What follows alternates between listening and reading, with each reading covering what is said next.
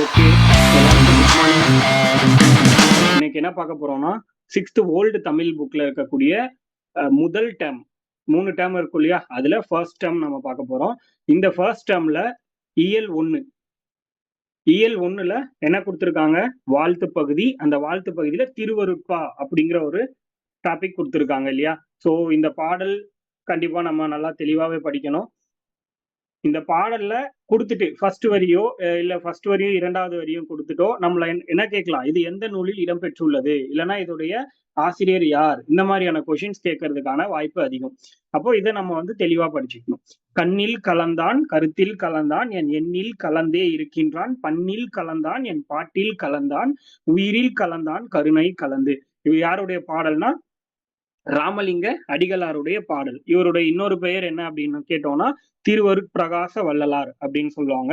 So இதோடைய பொருள் என்ன, இந்த பாடலோட பொருள் என்ன அப்படின்னா, கருணை நிறைந்த இறைவன் என் கண்ணில் இருக்கிறான், என் சிந்தனையில் கலந்து இருக்கிறான், என் எண்ணத்தில் கலந்து இருக்கிறான். அதாவது என் எண்ணில் அப்படின்னு ஒரு லைன் வந்துச்சு இல்லையா, அதுதான் என் எண்ணத்தில் அப்படின்னு அர்த்தம். என் பாட்டில் கலந்திருக்கிறான், பாட்டோட இசையிலையும் கலந்திருக்கான், அவன் என் உயிரும் கலந்திருக்கிறான் அப்படின்னு சொல்றாங்க.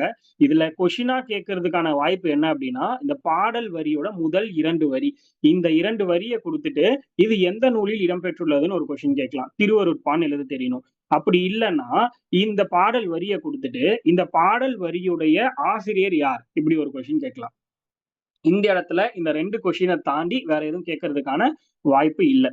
ஓகேவா. அடுத்தது, இப்போ இந்த திருவருட்பா அப்படின்னு இருக்கு இல்லையா, இந்த திருவருட்பால மொத்தம் எத்தனை பாடல்கள் இருக்கு அப்படின்னா 5818 பாடல்கள். அதை எழுதிக்கோங்க. இந்த திருவருட்பால இருக்கக்கூடிய பாடல்களோட எண்ணிக்கை 5818, 5818. இந்த திருவருட்பாவை எப்போ முதலாக ஒன்றிணைத்து தொகுக்கப்பட்டது அப்படின்னா 1867 1867வது வருஷத்துலதான் திருவருட்பாங்கிறது தொகுக்கப்பட்டுச்சு. இந்த பாயிண்ட் நோட் பண்ணிக்கோங்க. 1867ஆம் ஆண்டு திருவருட்பா ஒருங்கிணைக்கப்பட்டு தொகுக்கப்பட்டது அப்படின்னு சொல்றாங்க. அதுக்கடுத்து ராமலிங்க அடிகளார் என அழைக்கப்படும் திருவருட்பிரகாச வள்ளலார் என்னும் சிறப்பு பெயர் பெற்றவர் கடலூர் மாவட்டத்தில் உள்ள மருதூரில் பிறந்தவர். அவர் எங்க பிறந்தாருன்னா கடலூர் மாவட்டத்துல இருக்கக்கூடிய மருதூர் அப்படிங்கிற ஊர். இவருடைய பெற்றோர் அப்படிங்கிறது யாருன்னா ராமையா சின்னம்மையார் அப்படின்னு சொல்றாங்க. இவர் என்னென்ன நூல்களை எழுதியிருக்காங்கன்னு கொடுத்திருக்காங்க, அதை நம்ம பின்னாடி பார்ப்போம் டீடைலா அடுத்த பேஜ்ல. ஜீவகாருண்ய ஒழுக்கம், மனுமுறை கண்ட வாசகம், இந்த மாதிரி எல்லாம் கொடுத்திருக்காங்க. சோ இதெல்லாம் என்னங்கிறத நம்ம டீடைலா நான் தனியாவே சொல்றேன் உங்களுக்கு. அடுத்தது, திருவருட்பா என்னும் தலைப்பில் இவருடைய பாடல் தொகுக்கப்பட்டிருக்கு. சமரச சன்மார்க்க நெறியை வழங்கியவர் இவரே. அனைத்து மதங்களுடைய நல்லிணக்கத்துக்காக சன்மார்க்க சங்கத்தையும் பசித்துயர் போக்கி மக்களுக்கு உணவளிக்க அறச்சாலை அமைச்சிருக்காரு. இதெல்லாம் கொடுத்திருக்காங்க. சோ இதெல்லாம் பார்க்காம நேரா கீழே வாங்க. அவருடைய வாழ்ந்த காலம் கொடுத்திருக்காங்க. எனது 5/10/1823, அதாவது அக்டோபர் 5ஆம் தேதி எப்போ 1823வது வருடத்தில் பிறந்திருக்காரு அப்படின்னு சொல்லியிருக்காங்க. அதே மாதிரி இப்போ இவரோட இறப்பு அப்படின்னா ஜனவரி 30, 1874 அப்படின்னு சொல்லியிருக்காங்க. ஸோ இது வரைக்கும் ரொம்ப முக்கியம். இப்போ அவருடைய நூல்கள் பத்தி நான் சொல்றேன், நோட் பண்ணிக்கோங்க. இவரோட நூல்கள் அப்படின்னு பார்த்தோம்னா இவர பதிப்பித்த நூல்கள்னு தனியா இருக்கு, உரைநடை நூல்கள்னு தனியா இருக்கு. ஃபர்ஸ்ட் பதிப்பித்த நூல்கள் எழுதிக்கோங்க. பதிப்பித்த நூல்கள், பதிப்பித்த நூல்கள்ல ஃபர்ஸ்ட் என்ன வரும் அப்படின்னா சின்மய தீபிகை. சின்மய தீபிகை அதான் அவருடைய முதல் பதிப்பித்த நூல். முதலில் அவர் பதிப்பித்த நூல் சின்மய தீபிகை. இரண்டாவது ஒளிவில் ஒடுக்கம். ஒளிவில் ஒடுக்கம். மூன்றாவது நூல் தொண்டை மண்டல சதகம். மூன்றாவது நூல் தொண்டை மண்டல சதகம். முதல் நூல் வந்து சின்மய தீபிகை, இரண்டாவது நூல் ஒளிவில் ஒடுக்கம், மூன்றாவது நூல் தொண்டை மண்டல சதகம். இது 3 தான் அவருடைய என்னது பதிப்பித்த நூல்கள் அப்படின்னு சொல்றாங்க. ஓகேவா. அதுக்கடுத்து இவர் எழுதின உரைநடை நூல்கள். என்னெல்லாம் உரைநடை நூல்கள் இவர் எழுதியிருக்காரு அப்படிங்கிறத பார்ப்போம். இவர் எழுதின உரைநடை நூல்கள் பொறுத்த வரைக்கும் மனுமுறை கண்ட வாசகம். மனுமுறை கண்ட வாசகம் இங்க இருக்கு பாத்தீங்களா, இது ரெண்டும். இந்த மனுமுறை கண்ட வாசகம், ஜீவகாருண்ய ஒழுக்கம், இது ரெண்டும் தான் இவர் வந்து உரைநடை நூல்களா எழுதியிருக்காரு. மனுமுறை கண்ட வாசகம், ஜீவகாருண்ய ஒழுக்கம். ஓகேவா. பதிப்பித்த நூல்கள்னு கேட்டா சின்மய தீபிகை, ஒளிவில் ஒடுக்கம், தொண்டை மண்டல சதகம். அதுக்கடுத்து என்னது? உரைநடை நூல்கள். ஜீவகாருண்ய ஒழுக்கம், மனுமுறை கண்ட வாசகம். கிளியரா? அதே மாதிரி இவருடைய தலைமை சீடர் யாருன்னு ஒரு கொஸ்டின் கேட்கலாம். ராமலிங்க அடிகளாரின் தலைமை சீடர் யாரு அப்படின்னு ஒரு கொஸ்டின் கேட்கலாம். ஓகேவா? ராமலிங்க அடிகளாரின் தலைமை சீடர் யாரு அப்படின்னு கேட்டாங்கன்னா தொழுவூர் வேலாயுதனார். தொழுவூர் வேலாயுதனார். தொழுவூர் வேலாயுதனார். அதுதான் அவருடைய தலைமை சீடருடைய பெயர். தொழுவூர் வேலாயுதனார்.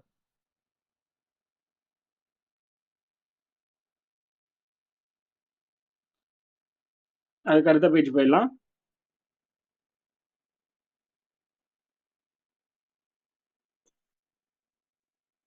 ஓகேவா? சோ இந்த அளவுக்கு கண்டென்ட் தெரியணும். இதுக்கு அடுத்து வந்து வேற என்ன தெரியணும்ன்றத சொல்றேன், நோட் பண்ணிக்கோங்க.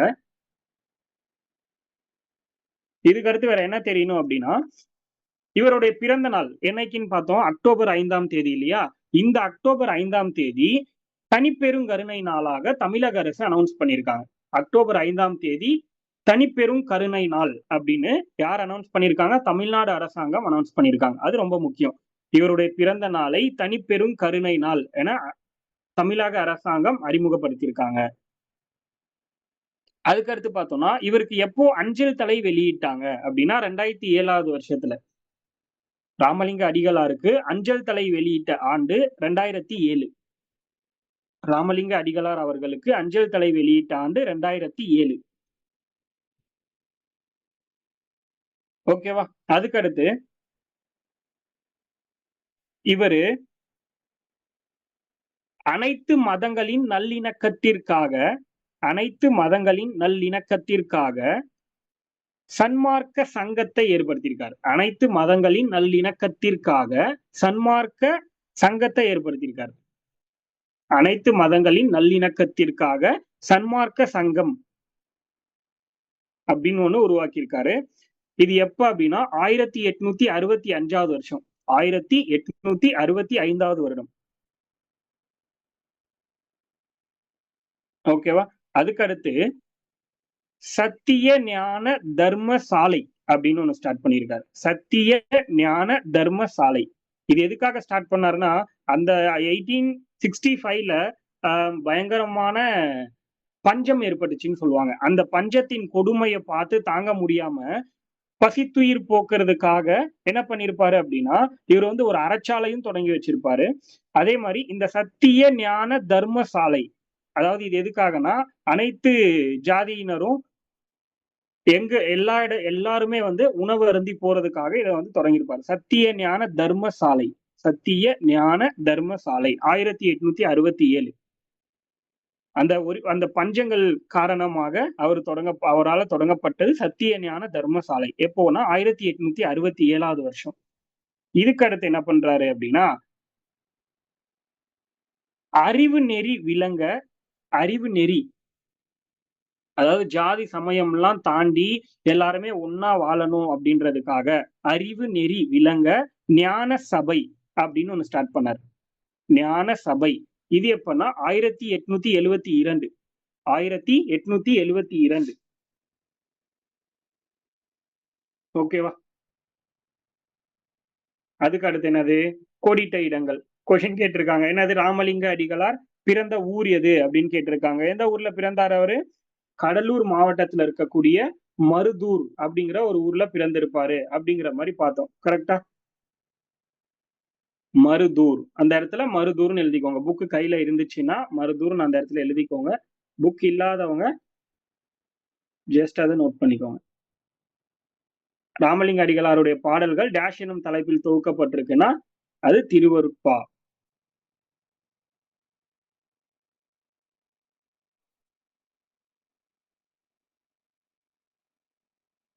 இல்ல பெருசாதான் வருது, சின்னதா வரல. ஓகே, 2வது கொஸ்டினுக்கான ஆன்சர் திருவருட்பா. அடுத்த பேஜ் போயிடலாம்.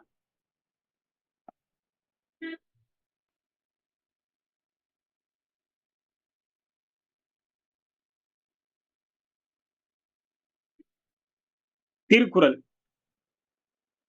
சோ இப்ப புரியுதா எப்படி படிக்கணுங்கிறது? அடுத்தது திருக்குறள்.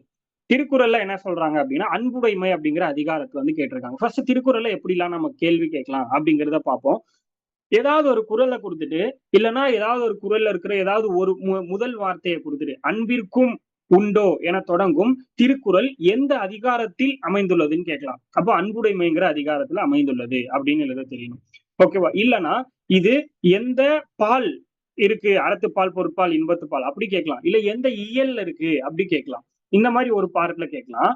அப்படி இல்லன்னா, இப்ப திருக்குறள்ல வந்து அன்பிற்கும் உண்டோ அடைக்கும் தாள் ஆர்வலர் புன்கணீர் பூசல் தரும் அப்படின்னு சொல்லிட்டு இதுல ஒரு வார்த்தையை மட்டும் அண்டர்லைன் பண்ணிடுவாங்க. எக்ஸாம்பிளுக்கு புன்கணீர் அப்படிங்கிற ஒரு வார்த்தையை அண்டர்லைன் பண்ணிட்டு இதுல எதை மீன் பண்ண வராங்க அப்படின்னு ஒரு கொஸ்டின் கேட்கலாம். என்னது துன்பம் கண்டு பெருகக்கூடிய கண்ணீரை சொல்றாங்க அப்படிங்கறது அந்த இடத்துல நம்ம கரெக்டா ஆன்சர் பண்ணணும் 4 ஆப்ஷன்ல இருந்து.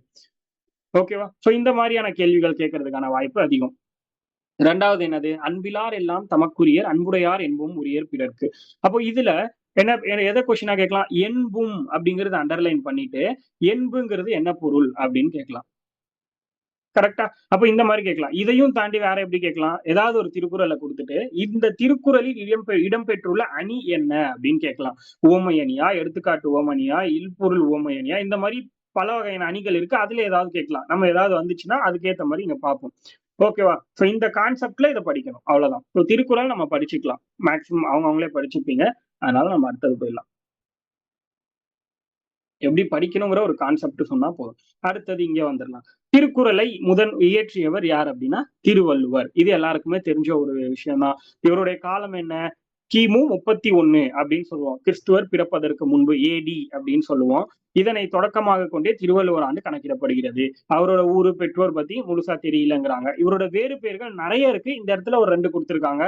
சென்னா போதார், தெய்வ புலவர், நாயனார், தேவர் இந்த மாதிரி நிறைய பெயர்கள் இருக்கு. பட் இங்க ஒரு 3 தான் கொடுத்திருக்காங்க. நம்ம அது தனியா திருவள்ளுவர், திருக்குறள் பத்தி நம்ம தனியா ஒரு கிளாஸ் போட்டு டீடைல்டா படிப்போம்.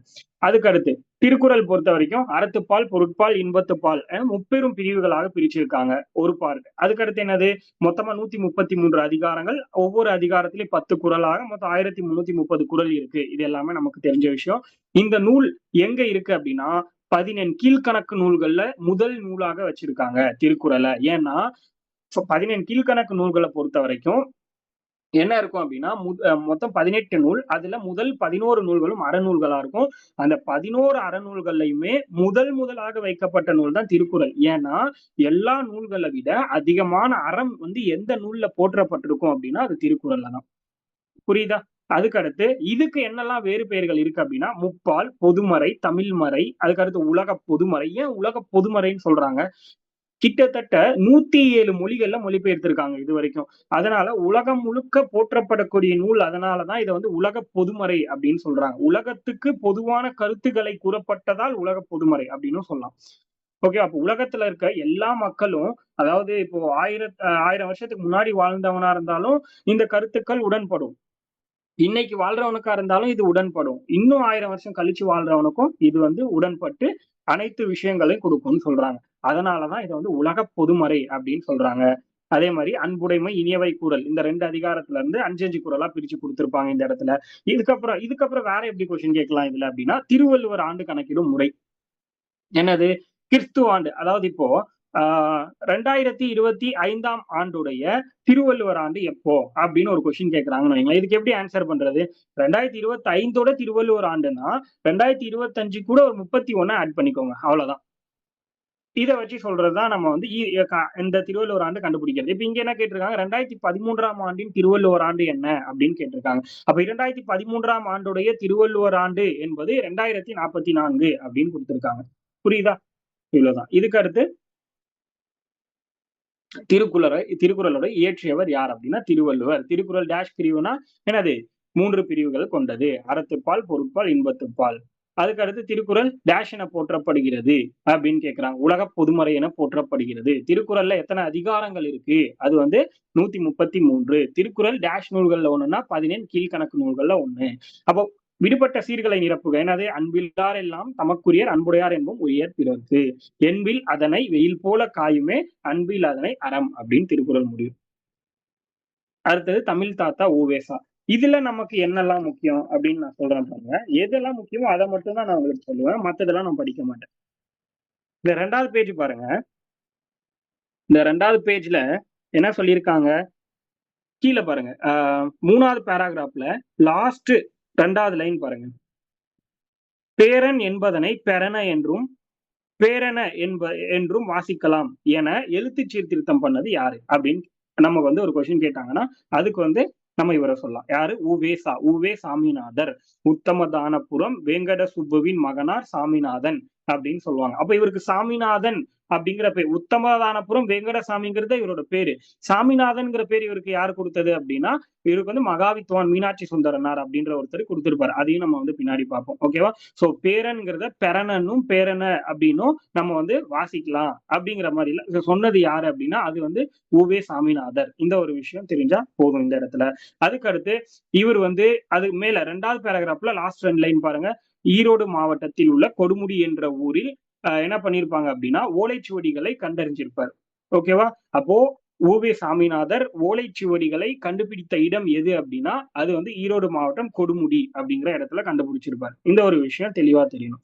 ஓகேவா? இதுக்கு அடுத்து இவர் வந்து பூக்கள் குறிஞ்சிப்பாட்டு அப்படிங்கிற ஒரு நூலை வந்து பதிப்பிக்கிறதுக்காக அதுல தொலைந்து போன ஒரு 99 பூக்களை வந்து தேடிட்டு இருந்திருக்காரு. அதுல பாத்தீங்கன்னா மொத்தமா வந்து ஒரு 96 பூக்கள் வந்து கிடைச்சிரும். மீதி 3 பூக்கள் மட்டும் கிடைக்காம இருந்ததுனால அந்த 3 பூக்களை தேடி போய் கண்டுபிடிச்சிருப்பாரு. கடைசியா தான் அதை வந்து பதிப்பிச்சிருப்பாரு. அந்த 3 பூக்கள் மட்டும் தானே தொலைஞ்சு போச்சு. மீதி 96 இருக்குல்ல அதை வச்சு நம்ம நூலை வந்து பதிப்பிச்சிடலாம் அப்படின்னு இல்லாம மீதி 3 எங்க இருக்குங்கிறத தேடி போய் கண்டுபிடிச்சு எல்லாத்தையும் சேர்த்து வச்சு கடைசியா தான் அந்த நூலை வந்து பதிப்பிச்சிருப்பாரு அப்படின்னு சொல்லுவாங்க. இது ஒரு முக்கியமான பாயிண்ட். மொத்தமா எத்தனை பூக்கள் வந்து இருந்துச்சு அப்படின்னா குறிஞ்சிப்பாட்டுல 99 பூக்கள். அதுல கிடைத்தது 96, கிடைக்காதது 3. கடைசியா எல்லாமே கிடைச்சிருக்கும். அதுக்கு அடுத்து ஓலைச்சுவடிகள் பாதுகாக்கப்படும் சில இடங்கள் என்னென்ன தமிழ்நாட்டுல அப்படின்னு சொல்லிட்டு கொடுத்திருக்காங்க பாருங்க. கீழ்த்திசை சுவடிகள் நூலகம் சென்னையில இருக்கு.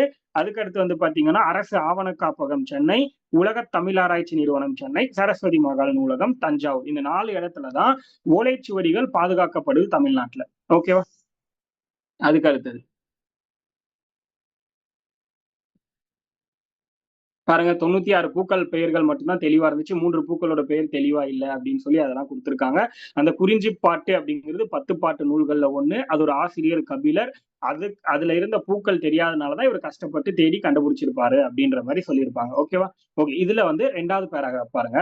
இவர் பிறந்த ஊர் யாரு? உவே சாமிநாதர் பிறந்த ஊர் எதுன்னு கொடுத்திருக்காங்க. திருவாரூர் மாவட்டத்தில் உள்ள உத்தமதானபுரம். உத்தமதானபுரம் வெங்கட சுப்புவின் மகன் அப்படின்னு நம்ம படிச்சிருப்போம். அவரோட ஃபுல் நேம் அதான் உவேசா அப்படிங்கிறது. உத்தமதானபுரம் வெங்கட சுப்புவின் மகனார் சாமிநாதன். அதன் சுருக்கம் தான் உவேசா அப்படின்னு சொல்றோம். அவர் பிறந்த ஊர் அப்படின்றது உத்தமதானபுரம். இது எந்த மாவட்டத்துல அமைஞ்சிருக்கு அப்படின்னா திருவாரூர் மாவட்டத்துல அமைஞ்சிருக்கு அப்படின்னு சொல்றாங்க. அதுக்கு அடுத்து வேற என்ன கொடுத்திருக்காங்க? இவருக்கு யாரு வந்து இங்கே கொடுத்திருக்காங்க பாருங்க. அந்த சாமிநாதன் அப்படிங்கிற பெயரை கொடுத்தவர் யார் அப்படின்னா மகாவித்வான் மீனாட்சி சுந்தரம் அப்படிங்கிறவர் தான் இவருக்கு வந்து என்ன பண்ணிருக்காரு? சாமிநாதன்ங்கிற பெயரை கொடுத்திருக்காரு. இவர் எப்ப பிறந்தார் மற்றும் எப்ப இறந்தார் அப்படிங்கிறதையும் கொடுத்திருக்காங்க பாருங்க. 19ஆம் தேதி பிப்ரவரி மாதம் 1855ஆம் வருடம் பிறந்த இவர் 28ஆம் தேதி 4வது மாதம் 1942ஆம் ஆண்டு இயற்கை எழுதியிருக்காரு அப்படின்னு கொடுத்திருக்காங்க.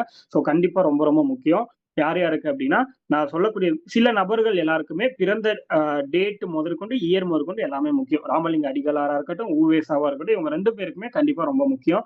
அதுக்கு அடுத்து இவரு தன்னோட வாழ்க்கை வரலாற்றை எந்த இதழ்ல தொடராக எழுதினாருன்னு கேட்கலாம். இங்கே கொடுத்திருக்காங்க பாருங்க. ஆனந்த விகடன்ல எழுதியிருப்பாரு. தன்னுடைய வாழ்க்கை வரலாறை ஆனந்த விகடன்ல தொடராக எழுதியிருக்காரு அப்படின்னு சொல்லியிருக்காங்க. தன்னுடைய வாழ்க்கை வரலாற்றை ஆனந்த விகடனில் தம் வாழ்க்கை வரலாற்றை ஆனந்த விகடன்ல தொடராக எழுதியிருக்காரு அப்படின்னு சொல்லியிருக்காங்க ஒரு பாயிண்ட். இது வந்து ரொம்ப முக்கியம். அதை நோட் பண்ணிக்கோங்க.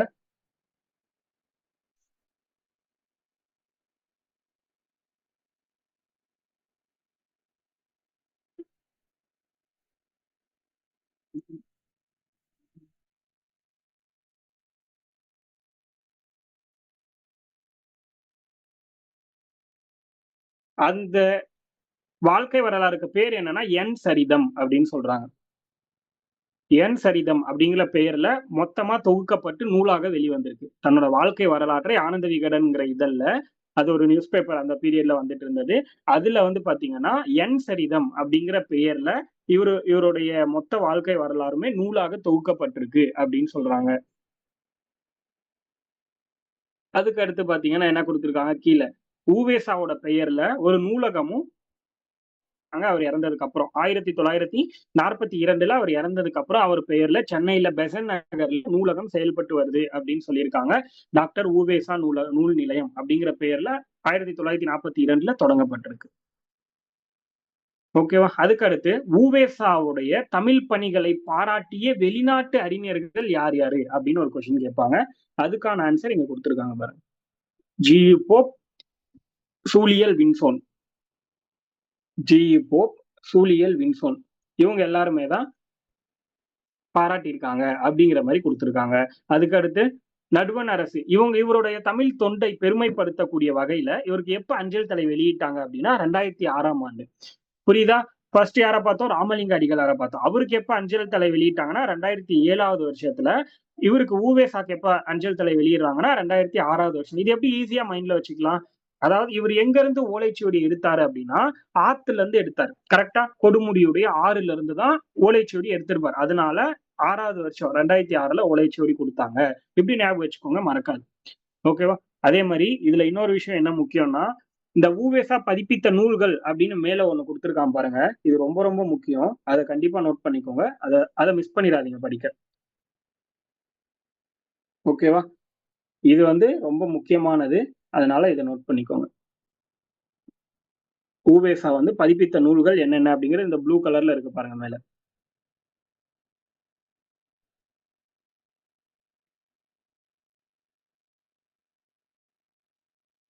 அப்படியே இந்த பாக்ஸ் ஃபுல்லா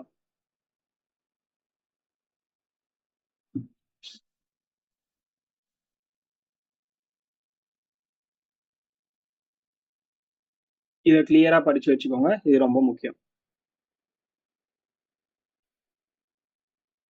இந்த புக்கு கண்டிப்பா ரொம்ப இது என்னென்னலாம் எதெல்லாம் எப்ப பதிப்பிச்சாரு அப்படிங்கிற மாதிரியும் இருக்கும். வேணா நோட் பண்ணிக்கோங்க. இயர் வேணா நோட் பண்ணிக்கோங்க. அவரு ஃபர்ஸ்ட் பதிப்பிச்சது அப்படின்னா சீவக சிந்தாமணி 1887ல முதல்ல அவர் பதிப்பிச்சது சீவக சிந்தாமணி 1887. நோட் பண்ணிக்கோங்க இயர். முதல்ல உவேசா பதிப்பித்த நூல் பாத்தீங்கன்னா சீவக சிந்தாமணி. எந்த வருடம்னா 1887வது வருடம். அதுக்கடுத்து பாத்தீங்கன்னா 10 பாட்டு. ரெண்டாவது அவர் பதிப்பிச்சது 10 பாட்டு நூல்கள் 1889வது வருஷம். 1889 முதல்ல சீவக சிந்தாமணி, அடுத்தது 10 பாட்டு 1889ல. அதுக்கடுத்து பாத்தீங்கன்னா சிலப்பதிகாரத்தை பதிப்பிச்சிருப்பார் மூணாவதா. சிலப்பதிகாரம் எப்ப பதிப்பிச்சிருப்பாருன்னா 1892. 1892ல சிலப்பதிகாரத்தை பதிப்பிச்சிருப்பாரு. அதுக்கடுத்து புறநானூறு 1894ல பதிப்பிச்சிருப்பாரு. புறநானூரை பதிப்பிச்ச வருஷம் 1894. அடுத்தது மணிமேகலை 1896. 1896ல மணிமேகலை. புரிஞ்சதா? இப்போ இந்த பாக்ஸ் நான் போட்டு காமிச்சிருக்கேன்ல, இதுல என்னெல்லாம் முக்கியம்னா இப்போ புராணங்கள் எத்தனை பதிப்பிச்சிருக்காரு அப்படின்னா 12 புராணங்கள். உலா எத்தனைன்னா 9, கோவை எத்தனைன்னா 6. இந்த வேல்யூஸ் ரொம்ப முக்கியம். இத கொஸ்டின்ல கேட்பாங்க. ஓகேவா? மும்மணி கோவையில எத்தனை நூல்களை உவேசா பதிப்பிச்சிருக்காரு அப்படின்னு ஒரு கொஸ்டின் கேட்டாங்கன்னா 2 அப்படின்னு எழுத தெரியணும். அப்ப அதுக்கேத்த மாதிரி நீங்க அதை மனப்பாடம் பண்ணிக்கணும். ஓகேவா? அடுத்த பேஜ் போயிடலாம்.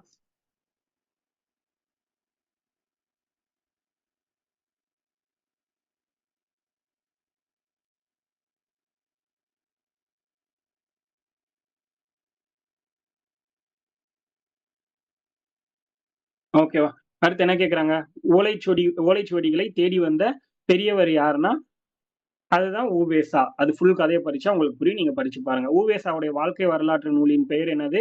அதாவது என் சரிதம். ஆனந்த விகடன்ல வெளிவந்த என் சரிதம். உவேசாவுடைய தம் வாழ்நாள் முழுவதும் ஓய்வில்லாம டேஷ் பணியை மேற்கொண்டார்னா என்ன பணி? அதாவது ஓலைச்சுவடிகளை தேடி கண்டுபிடிச்சு அந்த தமிழை இணைக்கக்கூடிய பணி. அதாவது பதிப்பிக்கக்கூடிய பணி. சிம்பிளா பதிப்பித்தல் பணி அப்படின்னு எழுதிக்கிட்டா போதும் அந்த இடத்துல. உவேசா பிறந்த ஊர் எது அப்படின்னு கேட்டாங்கன்னா உத்தமதானபுரம். உவேசா அவர்களை நாம் டேஷ் என அன்போடும் உரிமையோடும் அழைக்கிறோம்னா தமிழ் தாத்தா அப்படின்னு சொல்றோம். மேல பாருங்க பிரித்தெழுதுக. ஓலைச்சுவடி ஓலை கூட்டல் சுவடி, தமிழ் பணினா தமிழ் கூட்டல் பணி, குறிஞ்சி பாட்டு, குறிஞ்சி கூட்டல் பாட்டு, எழுத்து கூட்டல் ஆணி, எழுத்தாணி, பத்து கூட்டல் பாட்டு, பத்து பாட்டு. இதெல்லாம் நமக்கு தெரியும். ஓகே, அடுத்தது போயிடலாம். கடைசி வரை நம்பிக்கை, துணை பாடம். இதுல என்ன இருக்கும் அப்படின்னா, இங்க கீழே ஒரு பாக்ஸ் கொடுத்திருக்காங்க, ஒரு இது கொடுத்திருக்காங்க பாருங்க. இதுதான் ரொம்ப முக்கியம் இந்த இடத்துல.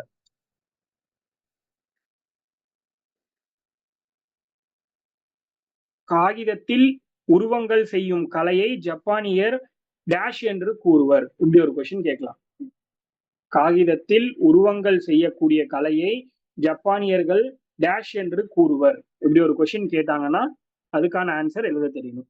காகிதத்தில் உருவங்கள் செய்யக்கூடிய கலையை ஜப்பானியர் ஓரிகாமி என்று கூறுவர். இந்த பாயிண்ட் ரொம்ப முக்கியம். ஓகேவா? இந்த சடகோ, சிசுகோ இவங்க இதெல்லாம் நமக்கு தேவையில்ல. காகிதத்தில் உருவங்கள் செய்யக்கூடிய கலைக்கு ஜப்பானியர்கள் என்ன பேர் வச்சிருக்காங்கன்னா ஓரிகாமி. இந்த ஒரு விஷயம் நல்லா தெரிஞ்சாலே போதுமானது. வேற எதுவும் நீங்க வந்து படிக்க தேவையில்ல. ஓகேவா? அடுத்த பேஜ் போயிடலாம்.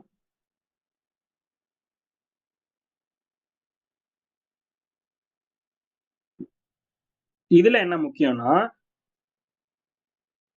இங்க பாருங்க, இந்த பொண்ணு இறந்து போயிருக்கும் இல்லையா? இது படிச்சவங்களுக்கு தெரியும். இந்த கதை படிச்சீங்கன்னா தெரியும். இந்த பொண்ணு வந்து இறந்து போயிருவாங்க. யாரு? இந்த சடகோ அப்படிங்கிற பொண்ணு வந்து இறந்து போயிருவாங்க.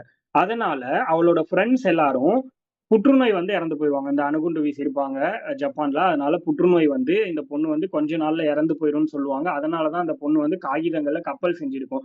1000 கப்பல் செஞ்சா நான் வந்து பொழைச்சுப்பேன் அப்படிங்கிற ஒரு நம்பிக்கையில கப்பல் அந்த வாத்து பொம்மை 1000 வாத்து பொம்மை செஞ்சா பொழைச்சிப்பேன் அப்படிங்கிற நம்பிக்கையில அந்த குழந்தை செஞ்சுட்டே இருக்கும். கிட்டத்தட்ட 700 என்னமோ செய்யும் போதே அந்த குழந்தை இறந்து போயிடும். அதை முழுக்க கம்ப்ளீட் பண்ணி இவங்க ஃப்ரெண்ட்ஸ் எல்லாம் கம்ப்ளீட் பண்ணி முடிச்சுட்டு இவங்க வந்து விடாமுயற்சியோட தன்னோட உயிருக்காக போராடினாங்க அப்படின்னு சொல்லிட்டு குழந்தைகள் அமைதி நினைவாலயம்னு ஒண்ணு உருவாக்கியிருக்காங்க. இதை உருவாக்குனது பாத்தீங்கன்னா அவங்களோட ஃப்ரெண்ட்ஸ்.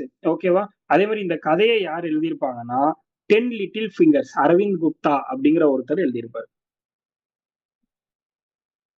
ஓகேவா? குழந்தைகள் அமைதி நினைவாலயம் அந்த வார்த்தை ரொம்ப முக்கியம். அதுக்கடுத்து இதை எழுதினது யாருன்னா அரவிந்த் குப்தா. 10 லிட்டில் ஃபிங்கர்ஸ் இதை எழுதினது அரவிந்த் குப்தா. இந்த 2 பாயிண்ட்டும் முக்கியம். ஓகேவா? இது ரொம்ப முக்கியம். இதை எப்படி கேட்பாங்கன்னா குழந்தைகள் அமைதி நினைவாலயம் அந்த வார்த்தை முக்கியம். மாத்தி கேட்கலாம். குழந்தைகள் அமைதி வேற ஏதாவது ஒரு வார்த்தையை போட்டு கேட்கலாம். அந்த மாதிரி வித்தியாசமா கேட்டாலும் நம்ம கண்டுபிடிக்க தெரியணும். இது என்னன்னா குழந்தைகள் அமைதி நினைவாலயம். அதுக்கு அடுத்து இதை கதையை எழுதினது 10 லிட்டில் ஃபிங்கர்ஸ் அப்படிங்கிற கதையை எழுதினது யாருன்னா அரவிந்த் குப்தா. இதை எல்லாரும் சரியா கவனிக்க மாட்டாங்க சில பேர். அதனாலதான் இதை சொல்றேன். நோட் பண்ணிக்கோங்க தெளிவா. அதுக்கடுத்து அதுக்கடுத்து இதுல பாருங்க. இதுல என்ன முக்கியம்னா இந்த பாக்ஸ் பாருங்க. நம்ம எல்லா பேஜும் படிக்கணும். தமிழை பொறுத்த வரைக்கும் இதை விடுறது அதை விடுறதுலாம் கிடையாது. எங்க என்ன இருக்கோ எல்லாத்தையும் படிச்சிடணும். எனக்கு இப்ப முக்கியமானது எதுன்னு தெரியுங்கிறதுனால நான் அந்த பேஜுக்கு கரெக்டா எடுத்து போயிட்டு இருக்கேன். பாருங்க இதுல என்ன இருக்கு? ஆ என்னும் எழுத்தின் முதுகுக்கு பின்னால் ஒரு கோடு இருக்கும் இல்லையா? அது வந்து உலகத்தில் நூற்றுக்கணக்கான மொழிகளின் முதல் எழுத்தில் இப்படி ஒரு கோடு இருக்கிறது அப்படின்னு சொல்றாங்க. ஆ எழுத்துங்கிறது மனிதனை குறிக்கிறது அப்படிங்கிறாங்க. அதாவது அந்த கோடு இருக்கு இல்லையா? இந்த முதுகு கோடு பழங்காலத்தில் வேட்டையாடுவதற்கு மனிதன் முதுகில் சுமந்து அம்புக்கூட்டை குறிக்கிறதுன்னு சொல்றாங்க. அப்ப ஆக்கு பின்னாடி இருக்கிற கோடு எதை குறிக்குதுன்னா முதுகு கோடு அப்படிங்கிறது மனிதன் முதுகில் சுமந்த அம்புக்கூட்டை குறிக்கிறது அப்படிங்கிறது மீனிங். அது தெரியணும். இது கேட்கறதுக்கான வாய்ப்பு இருக்கு. அதுக்கு அடுத்து இன எழுத்துக்கள் பத்தி கொடுத்திருக்காங்க. இதை நம்ம வந்து தனி சாப்டரே இருக்கு. அங்க பாத்துக்கலாம். இங்க பாக்கணும்னு அவசியம் இல்லை. அடுத்து போயிடலாம்.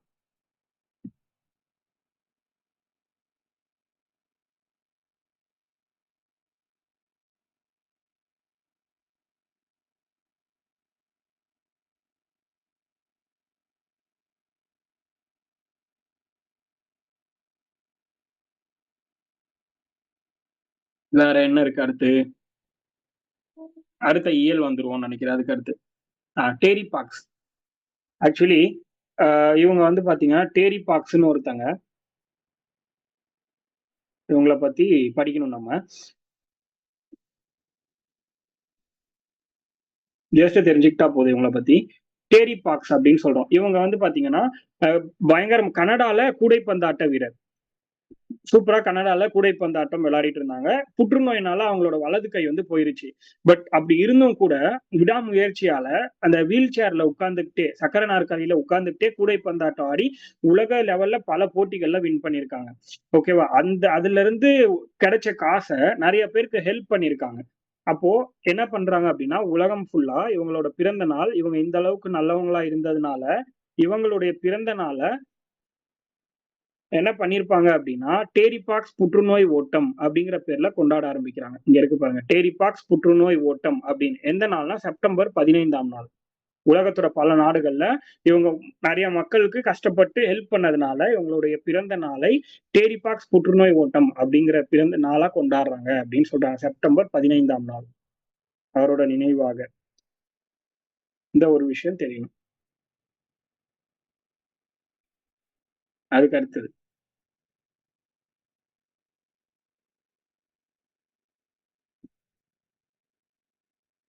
இங்கேயும் இருக்கு பாருங்க கொஸ்டின்ஸ். திருவருட்பா. திரு கூட்டல் அருள் கூட்டல் பா. இல்ல அவ்வளவு அப்படிதான் பிரிக்கணும். 3ஆ பிரிக்கணும். திரு கூட்டல் அருள் கூட்டல் பான்னு பிரிக்கணும். எப்பயுமே பிரித்தெழுதுகள ஒரு வார்த்தைய பிரிக்க சொல்றாங்கன்னா, நீங்க பிரிக்கிற 2 2ஆ பிரிக்கிறீங்களோ, 3ஆ பிரிக்கிறீங்களோ, பிரிக்கிற அத்தனைக்கும் பொருள் இருக்கணும். அப்பதான் அது கரெக்ட். இல்லன்னா அது ராங். புரியுதா? அப்ப 3த்தையும் வாசிச்சு பாருங்க. இப்ப திருன்னா பொருள் இருக்கு. அருள்னா பொருள் இருக்கு. பான்னாலும் பாடல்ங்கிற பொருள் இருக்கு. அவ்வளவுதான். என்பில் அதனை. அதாவது என்பில் கூட்டல் அதனை அப்படின்னு பிரிக்கலாம். என்பில் அப்படின்னா எலும்புல அப்படின்னு அர்த்தம். அதனை என்பில் கூட்டல் தனை. இல்ல அதனைன்னு பிரிச்சா கரெக்டா இருக்கும். என்பில் அதனை. என்பில் கூட்டல் அதனை அப்படின்னு பிரிக்கலாம். அப்ப வையம்னா என்னது? உலகம். மரம்னா என்னது? இந்த இடத்துல அறம் செய்தல், மரம் செய்தல்னு சொல்றோம் இல்லையா? நல்லது செய்யறது. அந்த மாதிரி வரும். அப்போ இந்த இடத்துல வேற என்ன இருக்கு? தமிழ் எண்கள். கா, உங்கு, இது ரொம்ப முக்கியம். இதை வந்து மனப்பாடம் பண்ணி வச்சுக்கோங்க. இது எப்பவுமே ரொம்ப இம்பார்ட்டன்ட். இந்த கா, உங்கு, சுரு, சு, ஏ, ஆ, கு, கா, 0 1ல இருந்து 10 வரைக்கும். இதை வந்து எப்படி வேணாலும் கொஸ்டின் கேட்கலாம் உங்களுக்கு. மேக்ஸிமம் இதுல இருந்து ஒரு கொஸ்டின் கேட்டுருக்காங்க. அதனால இதை பார்த்து வச்சுக்கோங்க. இப்போ அறம் செய்தல், மரம் செய்தல்னா இந்த இடத்துல மரம்னா வீரம்னு சொல்லலாம். நிறைய பொருள் இருக்கு. அதுக்கு அடுத்து உலக பொதுமறை என போற்றப்படுவது திருக்குறள். தமிழ் தாத்தா உவேசா. இது எல்லாமே வரும். திருவருட்பாவை டேஷ் இயற்றினார்னா திருவருட்பா யாரு? வள்ளலார். அல்லது ராமலிங்க அடிகளார் அப்படின்னு சொல்லலாம். சடகோங்கிறது எந்த நாட்டை சேர்ந்தவர்னா கனடா நாட்டை சேர்ந்தவர். இந்த மாதிரி லைன் பை லைன் ஒரு பேஜ் கூட விடக்கூடாது. இலக்கணத்துக்கு அப்புறம் இருந்தாலும் சரி, முன்னாடி இருந்தாலும் சரி, அந்த மாதிரி நம்ம டீட்டெயிலா படிச்சுக்கணும். ரொம்ப ரொம்ப முக்கியமான ஒரு சாப்டர் தான் இது. தமிழ் அப்படிங்கிறது எல்லா இடங்கள்லுமே முக்கியமானது. ஓல்டு புக் தானே, நான் மேலோட்டமா படிச்சுக்கிறேன் அப்படிலாம் கிடையாது. ஓல்டு புக்லயுமே நம்ம இந்த அளவுக்கு தெளிவா படிக்கணும். அதே மாதிரி நியூ புக்லும் நம்ம தெளிவா படிக்கணும். ஓகேவா? அடுத்து நாலடியார்.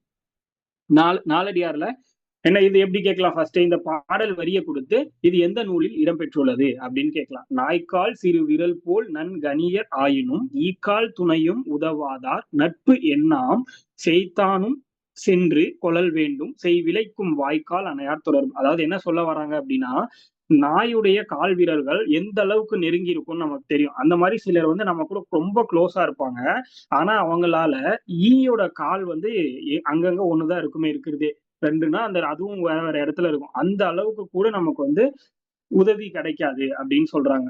அப்போ அப்படிப்பட்ட நபர்களால நமக்கு என்ன பயன் அப்படிங்கிறாங்க. அது மாதிரிதான் வாய்க்கால்ங்கிறது தொலைவுல இருக்கக்கூடிய நீரை கூட நமக்கு வந்து கொண்டு வந்து கொடுத்துரும். அந்த நீரை வயலுக்கு பாய்ச்சி என்னது விளைச்சலுக்கு உதவும். அந்த மாதிரி வாய்க்கால் போல உதவக்கூடிய நண்பர்கள் எவ்வளவு தூரத்துல இருந்தாலும் அவங்களோட நட்பை தேடி நம்ம வந்து எடுத்துக்கணும் அப்படின்னு சொல்ல வராங்க. இதுதான் நாலடியார். நாலடியார்னாலே அறத்தை பத்தி சொல்லக்கூடியதுதான். ஏன்னா திருக்குறளுக்கு அடுத்து வைத்து போற்றப்படும் நூல் தான் நாலடியார். அப்ப நாலடியார்ல எதை பத்தி பேசுறாங்க? அறத்தை பத்தி தான் பேசுறாங்க. ஓகேவா? அடுத்தது இதோடைய பொருள். இப்ப எப்படி எல்லாம் கொஸ்டின் கேட்கலாம்? இப்ப வரைக்கும் நம்ம பார்த்ததுல பாடல் வரியில ஏதாவது 2 லைன். ஃபர்ஸ்ட் 2 லைன் தான் மேக்ஸிமம். அதுக்கு கீழ எல்லாம் போக மாட்டான். இல்ல ஃபர்ஸ்ட் 1 லைன். இத வந்து குடுத்துட்டு இது எந்த நூல்ல இடம்பெற்றிருக்குன்னு கொஸ்டின் கேட்கலாம். அடுத்தது வந்து பொருள். சொற்பொருள்னு இருக்கு இல்லையா? நாய்க்கால் அப்படின்னா நாயுடைய கால். ஈக்கால்னா ஈயின் கால். நன்கணியர் இதை பிரித்தெழுதுக கேட்கலாம். நன்கு கூட்டல் அணியர். அணியர்னா நெருங்கி இருப்பவர் அப்படின்னு சொல்றாங்க. அதுக்கு அடுத்து எண்ணாம் அப்படின்னா என்ன பயன் அப்படிங்கிறது இந்த இடத்துல மீனிங்.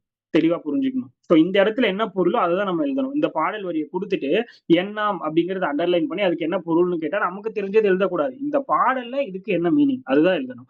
அப்ப சேய்மைனா தொலைவு, செய்னா வயல், செரு அப்படின்னாலும் வயல், செய்யினா இந்த பாடல்ல தான் வயல்னு மீனிங். காமனா செய்னா வயல் மீனிங் கிடையாது.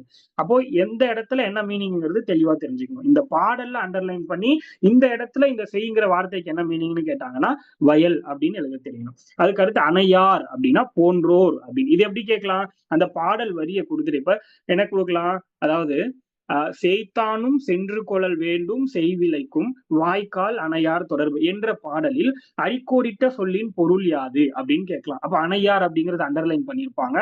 அப்ப அதோட பொருள் என்னன்னு கேட்டாங்கன்னா போன்றோர். சோ இப்படிதான் கொஸ்டின் கேட்பாங்க, புரிஞ்சுக்கோங்க. அடுத்தது 17 கீழ்கணக்கு நூல்களுள் ஒன்று நாலடியார். கரெக்ட் தானே? 17 கீழ்கணக்கு நூல்ல 18 நூல் இருக்கும். அதுல 11 அறநூல்கள் இருக்கும். அதுல முதலாவதாக வைத்து போற்றப்படும் நூல் திருக்குறள். அதுக்கு அடுத்து இரண்டாவதாக வைத்து போற்றப்படும் நூல் எதுனா நாலடியார். அப்போ என்னது 4ம் 2ம் என்னது சொல்லுக்குருதி அப்படின்னு ஒரு லைனே இருக்கும். படிச்சிருக்கீங்களா ஒரு கவிதை மாதிரி.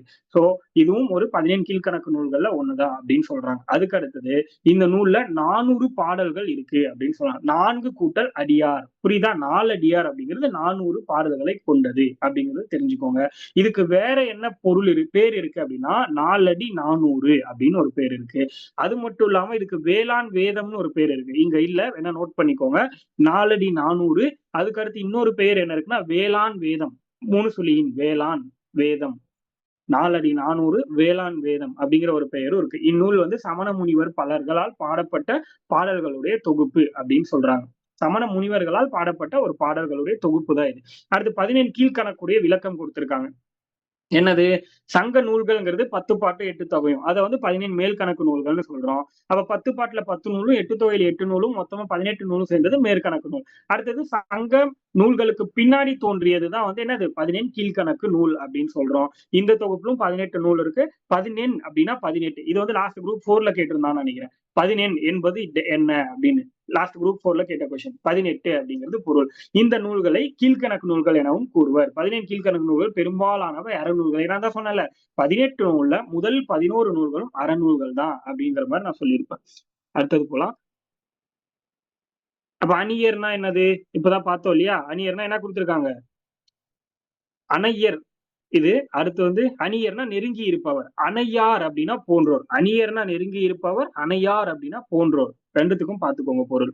செய்னா இந்த இடத்துல வயல் அப்படின்னு கொடுத்திருக்காங்க. நாய்க்கால் பிரித்தல், நாய் கூட்டல் கால், நன்கணியார். நன்கு கூட்டல் அணியர் அப்படின்னு எழுதலாம். நட்பு கூட்டல் எண்ணாம். நாலடியார் டேஷ் நூல்கள்னா 17 கீழ்கணக்கு நூல்கள்ல ஒண்ணு. 17 என்பதற்கு இதுதான் கேட்டிருந்தாங்க. டேஷ் என்பது பொருள். 18. இதுதான் லாஸ்ட் குரூப் 4ல கேட்டிருந்தாங்க. அடுத்தது பாரத தேசம். பாரதியாருடைய பாட்டு. இது கண்டிப்பா நம்ம வந்து கிளியரா படிச்சு வச்சுக்கணும். எந்த லைனை வேணா கேட்கலாம் பாரதியாரை பொறுத்த வரைக்கும். இந்த பாடல்ல ஏதாவது ஒரு லைனை கொடுத்துட்டு இதோடைய ஆசிரியர் யாருன்னு கேட்கலாம்.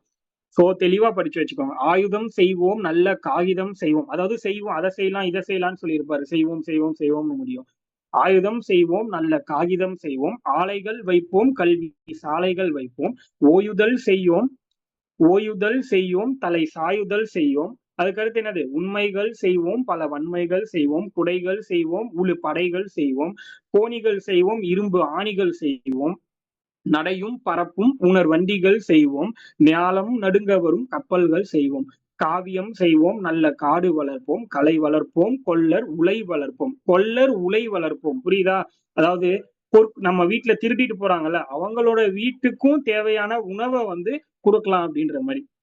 ஓவியம் செய்வோம், நல்ல ஊசிகள் செய்வோம், உலகத் தொழில் அனைத்தும் ஓந்து செய்வோம், ஜாதி இரண்டொழிய வேறில்லை என்றே தமிழ் மகள் சொல்லிய சொல் அமிழ்தென்போம், நீதி நெறியன்று பிறர்க்கு உதவும், நெறியினின்று பிறர்க்கு உதவும், நேர்மையர் மேலவர் கீழவர் மற்றோர். இந்த இடத்துல தமிழ் மகள்னு ஒண்ணு மென்ஷன் பண்ணிருப்பாங்க பாருங்க, லாஸ்ட்ல இருந்து 3வது லைனு.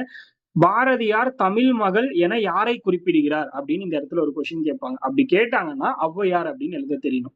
கீழே இருக்கும் பாருங்க பொருள்ல. தலை சாய்தல்னா என்னது? ஓய்ந்து படுத்தல். வன்மைனா கொடை. 3 சொல்லி வந்துச்சுன்னா இன்னும் அது வந்து கொடை அப்படின்னு அர்த்தம். அதுக்கு அடுத்து உழுப்படை அப்படின்னா இந்த இடத்துல என்ன பொருள்னா வேளாண்மை செய்ய பயன்படக்கூடிய கருவிக்கு பேர் தான் உழுப்படை அப்படின்னு சொல்றாங்க. கோணினா என்னது? சாக்குப்பை. கோணிப்பைன்னு சொல்றோம்ல, சாக்குப்பை. அதுக்கடுத்து நடைனா சாலையில் செல்லக்கூடிய வண்டிகளை தான் இந்த இடத்துல நடைன்னு மென்ஷன் பண்றாரு. பறப்பு அப்படின்னா பறக்கக்கூடிய வானூர்திய சொல்றாரு. ஞாலம் அப்படின்னா உலகம், இது எல்லாருக்குமே தெரியும். உவந்து செய்வோம் அப்படின்னா எல்லாருமே மனசார செய்வோம், அதான் உவந்து, மனசார அப்படின்னு விரும்பி செய்யறது. தமிழ் மகள்னா ஔவையார், கரெக்டா?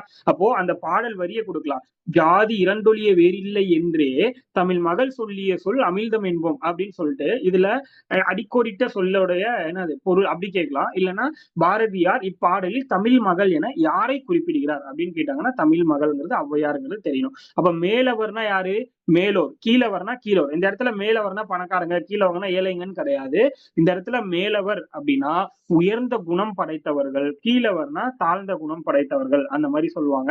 மற்றோர்னா பிறருக்கு உதவக்கூடிய நேர்மை அற்றவர்களை மற்றோர்னு சொல்றாரு. நெறியின் நின்று அப்படின்னா அறநெறியில் நின்று, இது எல்லாருக்குமே தெரிஞ்சதுதான். ஓகே, இதுக்கு அடுத்து என்ன சொல்றாங்க? பாரதியார் தமிழ்நாட்டுடைய புகழ்பெற்ற கவிஞர், இது எல்லாருக்குமே தெரியும். பாட்டுக்கு ஒரு புலவன் பாரதி அப்படின்றது நமக்கு தெரியும். பாரதியாரை வந்து புகழ்ந்து பாரதிதாசன் சொன்னதான் பாட்டுக்கு ஒரு புலவன் பாரதி அப்படிங்கிறது. அதுக்கடுத்து இவர் விடுதலை போராட்ட வீரர். கனவு காண்பதில் பாரதிக்கு நிகர் இது வந்து ரொம்ப முக்கியமான கொஸ்டின். கனவு காண்பதில் பாரதிக்கு நிகர் யார் அப்படின்னு கேட்கலாம். இந்த கொஸ்டின் கேட்டாங்கன்னா கனவு காண்பதில் பாரதிக்கு நிகர் பாரதி தான் அப்படிங்கிறது உங்களுக்கு எழுத தெரியணும். ஓகேவா? கனவு காண்பதில் பாரதிக்கு நிகர் பாரதி, அதை நோட் பண்ணிக்கோங்க. கனவு காண்பதில் பாரதிக்கு நிகர் பாரதி. இந்த பாட்டில் தான் என்னென்ன கனவுகள் அன்று அவை கனவுகள் இன்று அவை நனவாகி உள்ளன. வெள்ளி பனிமலையின் மீது உலாவுவோம். அதாவது இதுவும் இவரோட பாடல் தான். அந்த பாடலுடைய ஒரு பகுதியை தான் நமக்கு இங்க கொடுத்திருக்காங்க. புரியுதா? வெள்ளி பனிமலையின் மீது உலாவுவோம், மேலை கடல் முழுவதும் கப்பல் விடுவோம் அப்படின்னு ஒரு பாடல் ஸ்டார்ட் ஆகும்.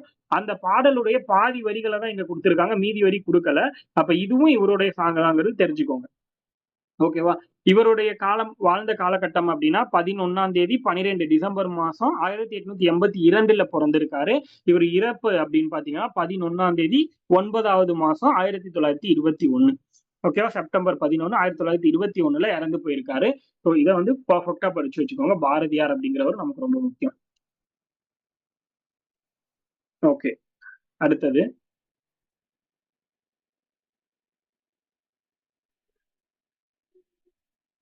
வன்மைனா நம்ம பார்த்தாச்சு. என்னது? அதாவது ஒரு அறம் செய்யறது, கொடை அப்படின்னு சொல்லலாம் சிம்பிளா. ஞாலம் உலகம். உழுப்படைனா நம்ம வந்து வேளாண்மைக்கு பயன்படக்கூடிய அந்த படை கருவிகள். உண்மை அப்படின்னா எதிர்ச்சொல் கேட்கிறாங்க, அப்படின்னா என்னது? பொய். நல்லனா தீய. மேலவர்னா கீழவர். வேறில்லை பிரிச்செழுதுனா வேறு கூட்டல் இல்லை. வேறு கூட்டல் இல்லை, இந்த இடத்துல வேறு கூட்டல் இல்லை, அதான் வேறு இல்லை. தொழில் கூட்டல் அனைத்தும், தொழில் அனைத்தும். இரண்டு கூட்டல் ஒழிய இரண்டொழிய.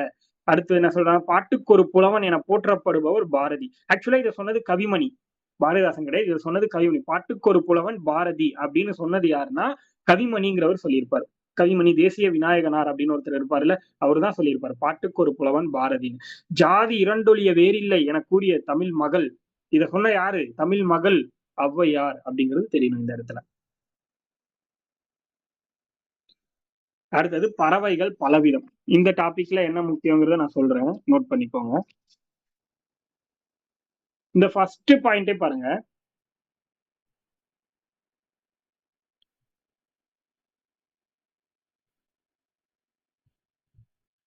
இத கொஸ்டினா கேட்கலாம்.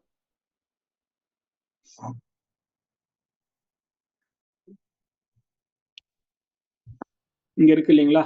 இத கொஸ்டினா கேட்கலாம். என்னது? இன்னொரு டைம் கரெக்டா மார்க் பண்றேன் பாருங்க. இதுதான். நிலத்திலும் அடர் உப்புத்தன்மை உள்ள நீரிலும் வாழும், அதே மாதிரி கடும் வெப்பத்தை எதிர்கொள்ளக்கூடிய தன்மை உடையது. இது எந்த பறவையை சொல்றாங்கன்னா பூனாரை. நிலத்திலும் வாழும், அடர் உப்புத்தன்மை உள்ள நீரிலும் வாழக்கூடியது, அதே மாதிரி வெப்பத்தை, கடும் வெப்பத்தையும் எதிர்கொள்ளக்கூடிய தன்மை உடையது. இது எந்த பறவையை சொல்றாங்கன்னா பூனாரை. இது வந்து ரொம்ப முக்கியமான ஒரு கொஸ்டின். அதுக்கு அடுத்து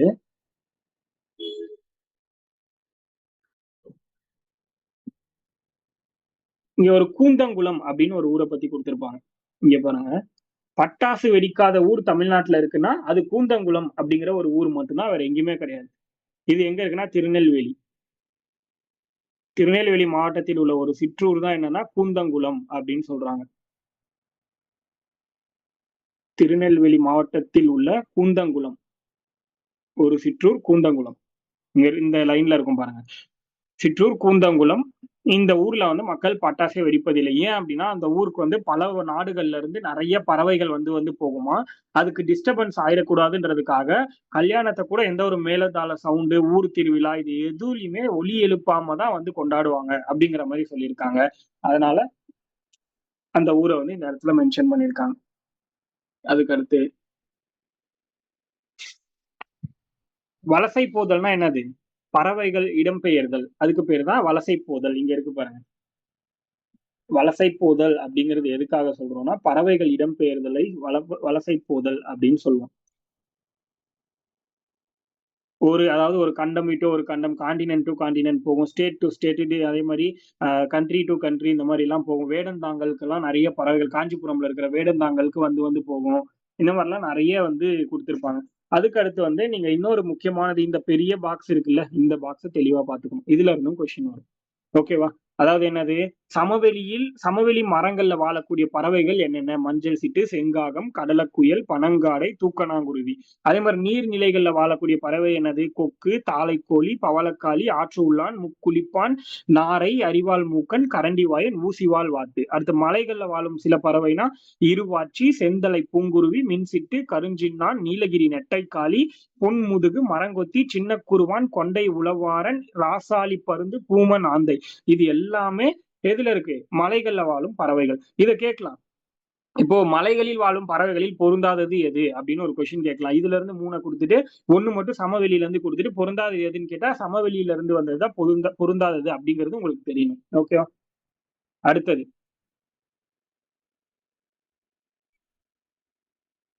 அடுத்த பேஜ் பாருங்க. இந்த லெஃப்ட் சைட்ல தமிழ்நாட்டில் உள்ள பறவைகள் புகலிடங்கள் அப்படின்னு ஒண்ணு குடுத்திருக்காங்க இல்லையா? மொத்தம் 13 குடுத்திருக்காங்க. பட் இப்ப எத்தனை இருக்கு அப்டின்னா, இதையும் நோட் பண்ணிக்கோங்க. மொத்தமா இந்த புக்ல இருக்கிறது 13. ஆனா இப்போ தமிழ்நாட்டுல எத்தன பறவை புகலிடங்கள், பேர்ட் சாங்சுவரிஸ் இருக்கு அப்டின்னா 18 இருக்கு. மீதி இருக்கிறத நான் சொல்றேன். ஃபர்ஸ்ட் வந்து இது எந்தெந்த டிஸ்ட்ரிக்ட்ங்கிறத நம்ம பாத்துடலாம். அதுக்கப்புறமா பாத்துக்கலாம். ஓகேவா? ஃபர்ஸ்ட் வந்து வேடந்தாங்கல் குடுத்திருக்காங்க. கரிக்கிரி, கரிக்கிரின்னு குடுத்திருக்காங்க. அது கரிக்கிளின்னு சொல்லுவாங்க. இது 2மே எங்க இருக்குன்னா காஞ்சிபுரம் மாவட்டம். ஓகேவா? அதுக்கு அடுத்து கஞ்சிரங்குளம், சித்திரங்குடி, மேல் செல்வனூர், கீழ் செல்வனூர். இதெல்லாம் வந்து ராமநாதபுரம் டிஸ்ட்ரிக்ட்ல இருக்கு. பழவேற்காடுங்கிறது திருவள்ளூர் டிஸ்ட்ரிக்ட். அடுத்து உதய மார்த்தாண்டம் அப்படிங்கிறது திருவாரூர் டிஸ்ட்ரிக்ட். வடுவூருங்கிறது தஞ்சாவூர் மாவட்டம். காரைவேட்டி பெரம்பலூர், வேட்டங்குடிங்கிறது சிவகங்கை, வெள்ளோடுங்கிறது ஈரோடுல, கூந்தங்குளம்ங்கிறது திருநெல்வேலி. இப்பதான் பார்த்தோம் அது. கோடியக்கரைங்கிறது நாகப்பட்டினம். 14வதா என்ன அப்படின்னா நோட் பண்ணிக்கோங்க. 14வது என்னன்னா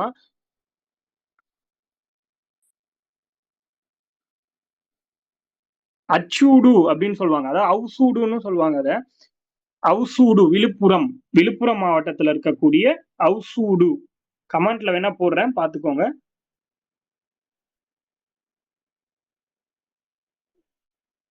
விழுப்புரம் மாவட்டத்துல இருக்கக்கூடிய அச்சூடுன்னு சொல்லலாம். இச்சின்னு கூட வச்சுக்கோங்க. அது உங்களுக்கு எப்படி தோணுதோ எழுதிக்கோங்க. அது வந்து விழுப்புரம் மாவட்டத்துல இருக்கு. அதுக்கு அடுத்து வந்து புலிக்காட். திருவள்ளூர்ல இருக்கக்கூடிய புலிக்காட்.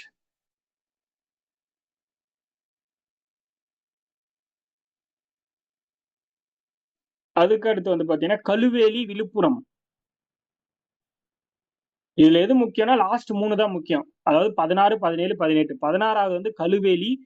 கழுவேலி பறவைகள் சரணாலயம். இது வந்து விழுப்புரத்துல இருக்கு. 17வது நஞ்சராயன் பறவைகள் சரணாலயம். இது திருப்பூர்ல இருக்கு. நஞ்சராயன் பறவைகள் சரணாலயம் திருப்பூர்ல இருக்கு. அடுத்து 18வது கடைசியா இப்ப சமீபத்துல அனௌன்ஸ் பண்ணது தந்தை பெரியார் பறவைகள் சரணாலயம் ஈரோடு. தந்தை பெரியார் பறவைகள் சரணாலயம் ஈரோடு. தந்தை பெரியார் பறவைகள் சரணாலயம் ஈரோடு. இதுதான் இதோடைய ஆர்டர். இதை தெரிஞ்சுக்கோங்க. அதுக்கு அடுத்து அப்படியே இதுலயே வந்து பாத்தீங்கன்னா மேல பாருங்க பறவைகளை எத்தனை வகையா பிரிக்கலாம்னு சொல்லியிருக்காங்க. 5 வகையாக பிரிக்கலாம். அதை மட்டும் தெரிஞ்சுக்கோங்க. இது டீப்பாலாம் படிக்க வேண்டாம். அடுத்த பேஜ் போயிடலாம்.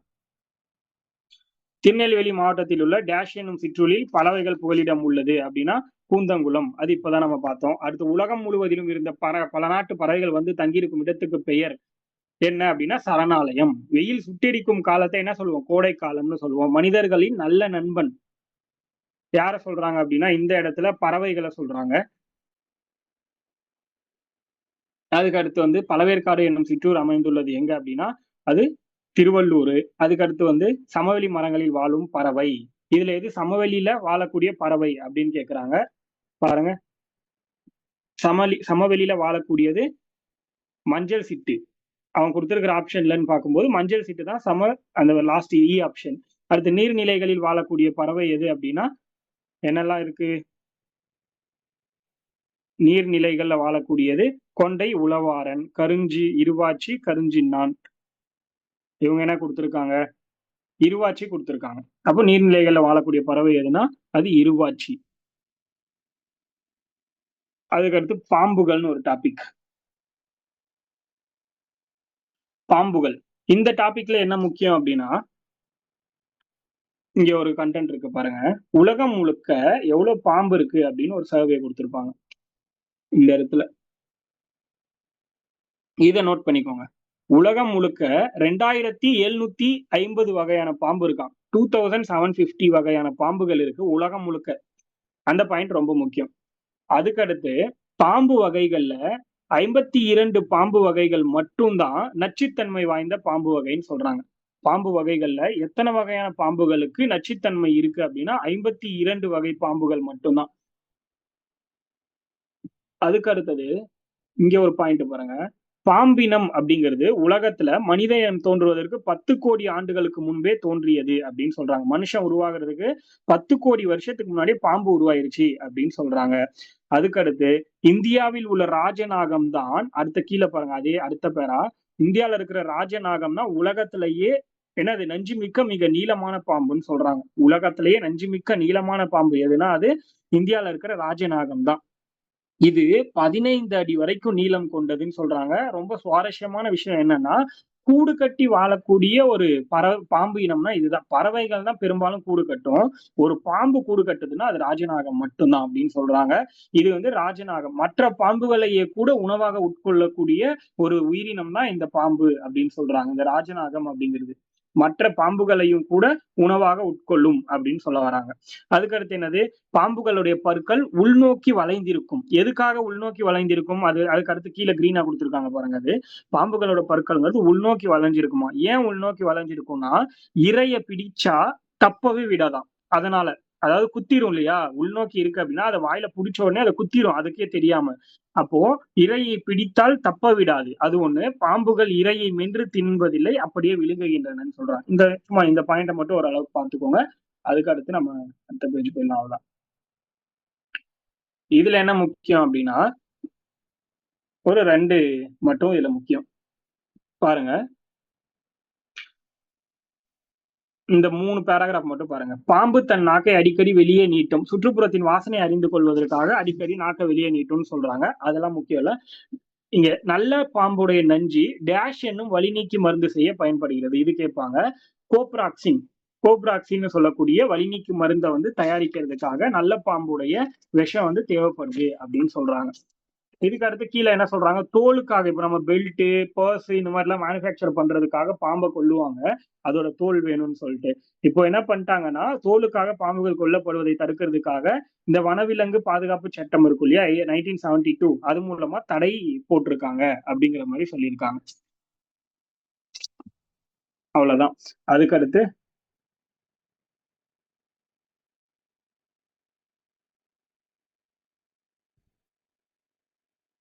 இலக்கணம் புது புக்ல பாத்துக்கலாம். பழைய புக்ல வேண்டாம். பழைய புக்ல வந்து சும்மா ஒரு மாதிரி இருக்கும். அதனால புது புக்லயே பாத்துக்கலாம். இங்க ஒரு கண்டென்ட் முக்கியம். இந்த பேஜ்ல என்னது? இதை முழுசா படிச்சீங்கன்னா உங்களுக்கு புரியும். நம்ம எது முக்கியம்னு சொல்லிடுறேன். கூரம், நடராசர், செப்பு திருமேனி பழந்தமிழர் உலோக கலைக்கு மாபெரும் எடுத்துக்காட்டா இன்றளவும் பறைசாற்றப்பட்டு வருகிறது. அதாவது பழந்தமிழரின் உலோக கலைக்கு மாபெரும் எடுத்துக்காட்டா இன்றளவும் பறைசாற்றி நிற்கக்கூடியது எதுன்னு கேட்டாங்கன்னா கூரம், நடராஜர், செப்பு திருமேனி அப்படிங்கிறது தெரியணும். ஓகேவா? கூரம் இது வந்து சோழர்களுடையது. கூரம், நடராஜர், செப்பு திருமேனி அப்படிங்கிறது எதுக்கு எடுத்துக்காட்டா சொல்றாங்கன்னா பழந்தமிழரோட உலோக கலைக்கு ஒரு எடுத்துக்காட்டு எதுன்னா அது கூரம், நடராசர், செப்பு திருமேனி அப்படிங்கிறது. இந்த விஷயம் தெரியணும்.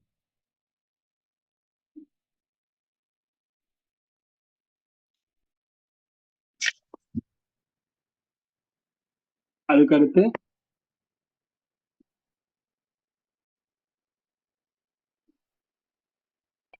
அடுத்து கீழே பாருங்க. உரிய விடையை தேர்ந்தெடுத்து எழுதுக. நாலடியார் நூலுடைய ஆசிரியர் யாருன்னு கேட்கிறாங்க. சமண முனிவர்கள். தமிழ்நாட்டில் உள்ள பறவை சரணாலயங்களோட எண்ணிக்கை ஆக்சுவலி 18. இங்க 13 மட்டும் தான் ஆப்ஷன்ல இருக்கு. ஏன்னா அந்த பீரியட்ல அவ்வளவுதான் இருந்துச்சு.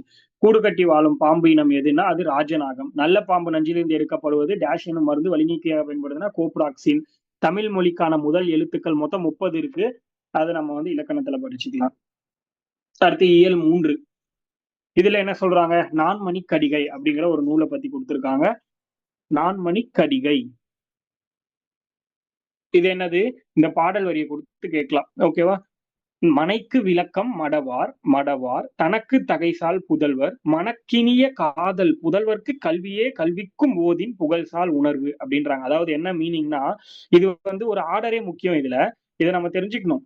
என்னன்னா, குடும்பத்துக்கு வந்து விளக்கு போன்றவள் யாருன்னா பெண். அந்த பெண்ணுக்கு விளக்கு போன்றவர் வந்து என்னது? அவள் பெற்ற பண்பில் சிறந்த பிள்ளைகள். ஓகேவா? அதுக்கடுத்து மனதிற்கினி அந்த பிள்ளைகளுக்கு விளக்கினை போன்றது கல்வி. கல்விக்கு விளக்கினை போன்றது நல்ல எண்ணங்கள். இந்த 4 பாயிண்ட் ரொம்ப முக்கியம். ஒரு குடும்பத்துக்கு விளக்குனா பெண். அந்த பெண்ணுக்கு விளக்குனா அவள் பெற்ற பிள்ளைகள். அந்த பிள்ளைகளுக்கு விளக்குனா கல்வி. அந்த கல்விக்கு விளக்குனா நல்ல எண்ணங்கள். இந்த 4 பாயிண்ட் ஆர்டரா தெரிஞ்சுக்கோங்க. இதை மட்டும் மறந்துடாதீங்க. இது ரொம்ப முக்கியம். இதை வந்து ஆர்டர் பண்ணி கேட்கலாம் கொஸ்டின். அப்படி இல்லைன்னா இந்த பாடல் வரியை கொடுத்துட்டு ஃபர்ஸ்ட் 2 லைனை கொடுத்துட்டு இதோடைய ஆசிரியர் யாருன்னு கேட்கலாம். இல்லைன்னா இந்த நூல்ல இடம்பெற்றிருக்குன்னு கேட்கலாம். அதுக்கு அடுத்து சொல் பொருள். இதுல ஏதாவது ஒரு வார்த்தையை அண்டர்லைன் பண்ணிட்டு அதுக்கான பொருள் என்ன அப்படின்னு கேட்கலாம். அப்படி கேட்டாங்கன்னா கீழே இருக்கு பாருங்க. இதுல இருந்து ஏதாவது தான் கேட்பாங்க. புதுசா எதுவும் கேட்க மாட்டாங்க. அப்ப மடவார்னா என்ன? பெண்களை குறிக்கக்கூடிய சொல்லுதான் மடவார். தகைசால் அப்படின்னா பண்பில் சிறந்த. இப்ப தமிழ்நாட்டுல கூட 2021 இருந்து தகைசால் தமிழர் விருதுன்னு ஒண்ணு அறிவிச்சிருக்காங்க. தமிழ்நாட்டுக்கு வந்து சில நல்ல விஷயங்கள்லாம் செஞ்சிருப்பாங்க இல்லையா? அந்த மாதிரி நற்பண்புகள் மிக்கவர்களுக்காக வழங்கப்படக்கூடியதுதான் இந்த விருது. அப்போ அந்த மாதிரி ஒரு விருதும் அனௌன்ஸ் பண்ணிருக்காங்க. அப்ப தகைசால்னா பண்பில் சிறந்த, மனக்கினியனா மனதுக்கு இனிய, காதல் புதல்வர்னா அன்பு மக்கள், ஓதினா எதுவென்று சொல்லும் போது புகழ். இதெல்லாமே ஒரு தடவை பார்த்து வச்சுக்கோங்க. அவ்வளவுதான். அதுக்கு அடுத்து நான்மணிக்கடிகையுடைய ஆசிரியர் யாருன்னா விளம்பி நாகனார். விளம்பிங்கிறது என்னது? அவரோட ஊர் பெயர். நாகனாருங்கிறது அவருக்கு வச்ச ஒரிஜினலுடைய பெயர். அது ரெண்டும் சேர்த்து அவர் விளம்பி நாகனார் அப்படின்னு தன்னுடைய பெயரை வச்சுக்கிட்டாரு. அதுக்கடுத்து இந்த நூலை பத்தி சொல்லணும் அப்படின்னா, நான்மணிக்கடிகைங்கிறது திருக்குறள், நாலடியார் மாதிரி 17 கீழ்கணக்கு நூல்கள்ல ஒண்ணுதான் இதுவும். 18 நூல் இருக்கு இல்லையா? அதுல இதுவும் ஒண்ணு. அதுக்கடுத்து வந்து இந்த 4மணிக்கடிகை 4 மணிகளால் ஆன அணிகலன்களை தொகுத்தது போன்றதுதான் வந்து அது போல என்ன பண்ணிருப்பாங்கன்னா, இந்த நூல்ல சொல்லப்பட்டிருக்கக்கூடிய ஒவ்வொரு பாடலிலும் 4 கருத்துக்கள் மக்களுடைய வாழ்க்கைக்கு நல்ல கருத்துக்களை வழங்கக்கூடிய வகையில இருக்கும் அப்படின்னு சொல்லுவாங்க. அதாவது கடிகைனா அணிகலன். 4மணிக்கடிகையில கடிகைனா அணிகலன் அப்படின்னு சொல்றாங்க. அந்த 4 மணிகள் கொண்ட அணிகலன் என்பது இதன் பொருள். அப்ப ஒவ்வொரு பாட்டும் 4 அறக்கருத்துக்களை கூறுகின்றது அப்படின்னு சொல்றாங்க. மடவார்னா என்னது? பெண். ஒரு பெண்ணை குறிக்கக்கூடிய சொல் மடவார். மனக்கினியனா மனதிற்கு இனிய. உணர்வுனா என்னது? உணர்வுனா அந்த நல்ல எண்ணத்தை வந்து உணர்வுன்னு சொல்றாங்க. 4மணிக்கடிகை டேஷ் நூல்கள்ல ஒண்ணுன்னா 17 கீழ்கணக்கு நூல்கள்ல ஒண்ணு. 4மணிக்கடிகை நூலோட ஆசிரியர் யாரு அப்படின்னு கேட்டாங்கன்னா, இது விளம்பி நாகனார். மனைக்கு விளக்கம்னா மடவாள், அதாவது பெண். அன்பு மிக்க புதல்வர்களுக்கு விளக்கேது? கல்வி. கடிகை என்பதன் பொருள் அணிகலன். விளம்பினா அது வந்து ஒரு ஊர் பெயர் அப்படின்னு சொல்றாங்க. அதுக்கடுத்து இதுல வந்து இதுலயும் முக்கியமானது இருக்கு. இதுல என்ன முக்கியம்னா,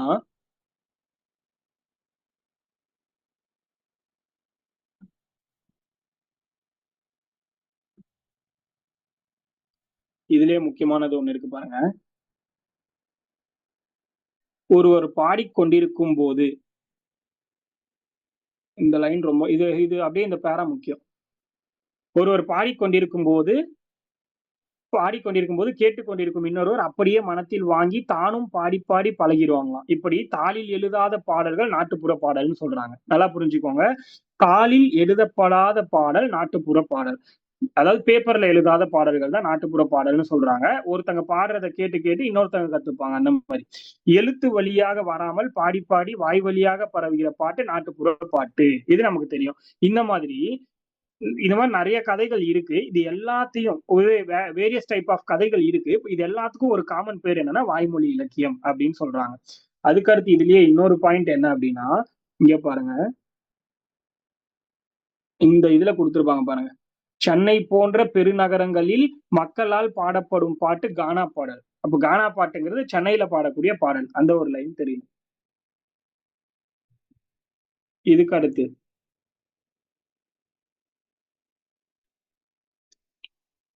இங்க ஒரு டைப் கொடுத்திருக்காங்களா? மொத்தமா நாட்டுப்புற பாட்டுடைய வகைகள் கொடுத்திருக்காங்க. எத்தனை வகை? தாலாட்டு பாடல், விளையாட்டு பாடல், தொழில் பாடல், சடங்கு பாடல், கொண்டாட்ட பாடல், வழிபாட்டு பாடல், ஒப்பாரி பாடல். எத்தனை இருக்கு? மொத்தம் 7 இருக்கு. அப்போ தாலாட்டு பாடல்கள் மொத்தம் எத்தனை டைப் இருக்கு அப்படின்னா, மொத்தமா 7 டைப் இருக்கு. அதாவது நாட்டுப்புற பாடல்கள் 7 டைப்பா பிரிக்கிறாங்க. அதாவது தாலாட்டு பாடல் ஃபர்ஸ்ட் யாருக்கு பாடுவது? பிறந்த குழந்தைக்கு பாடுறது தாலாட்டு பாடல். கொஞ்சம் வளர்ந்தவங்களுக்கு விளையாட்டு பாடல். அதே மாரி அதுக்கு மேல வளர்ந்து வேலையெல்லாம் செய்ற காலகட்டத்துல அவங்களுக்கு பாடுறது தொழில் பாடல். அவங்களுக்கு திருமணம் செஞ்சு வைக்கும்போது பாடுறது சடங்கு பாடல், கொண்டாட்ட பாடல் இதெல்லாம். அடுத்து வந்து சாமி கும்பிடும்போது பாடுறது வழிபாட்டு பாடல். இறந்து போனவங்களுக்கு பாடுறது என்னது? இவருக்கு ஒப்பாரி யாருமே இல்லன்னு ஒப்பாரி வச்சு பாடுறது ஒப்பாரி பாடல் அப்படின்னு சொல்றாங்க.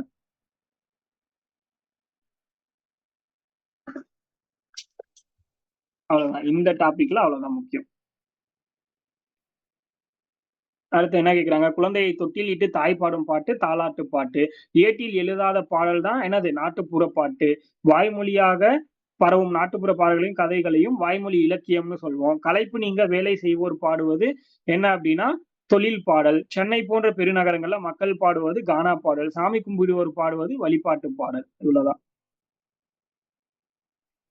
அடுத்து வந்து இதுல விவேகானந்தர் பத்தி ஒரு டாபிக் இருக்கு. இதுல வீரச் சிறுவன் இவர் எங்க பிறந்தார் அப்படின்னா, கல்கத்தா.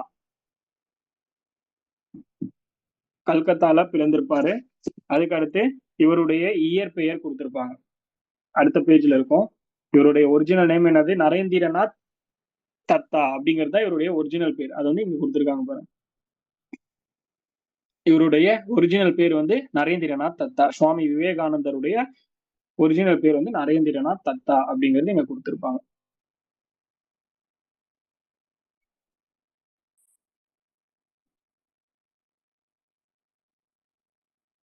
அதுக்கு அடுத்து இங்கேயே பாருங்க.